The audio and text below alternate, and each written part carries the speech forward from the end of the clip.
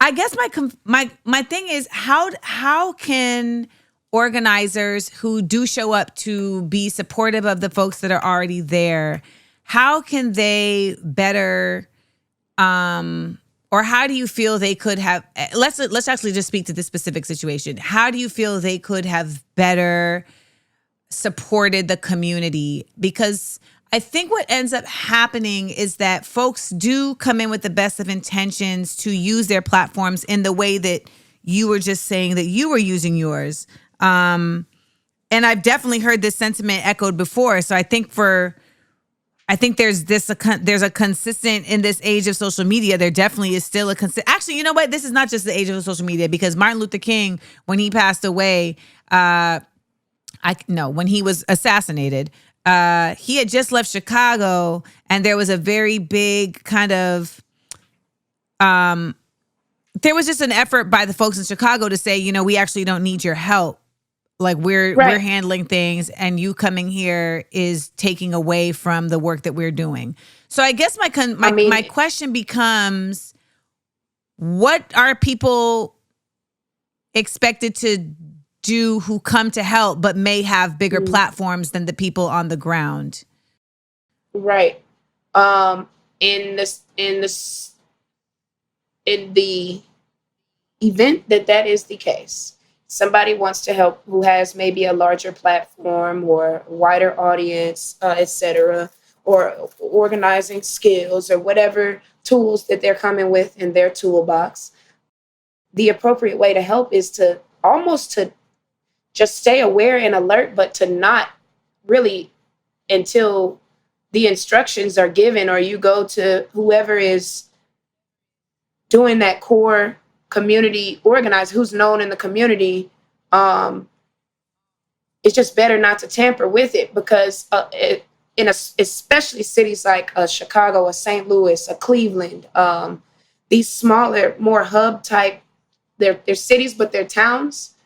You have these issues that have branched out from generation to generation to generation. And so the interwovenness of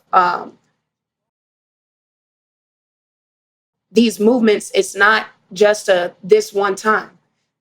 Mike Brown wasn't just about Mike Brown. We still were fighting for Reggie Clemens. And that's a name most people aren't familiar with unless they're within the city. And you don't understand the context of Mike Brown until you understand Reginald Clemens or Kerry Ball, who was gunned down in the city of St. Louis a couple of years prior to Mike Brown. So these tensions have been building. We've been making a plan on the back end. Just because it wasn't forward in the public eye doesn't mean we hadn't been working on it. These are things that have been going on since the 90s, if not before, this mobilization of community.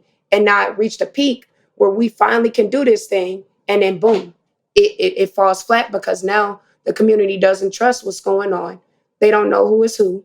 We built this whole thing up. Now you have people who have been embedded in the community almost turning their back on the community from what it looks like and going off to do this work in other places where it's not even relevant, seemingly. This isn't me. I'm describing how this happens.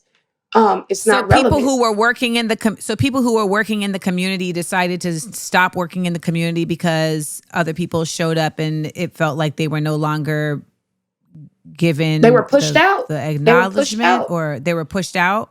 They were pushed out. They were pushed out. They didn't come in. They didn't come in shiny and glitzy and glamoury. They didn't have cameras. They didn't have the teams of tense people, and they didn't have that to appeal to people. So now they become knocked down.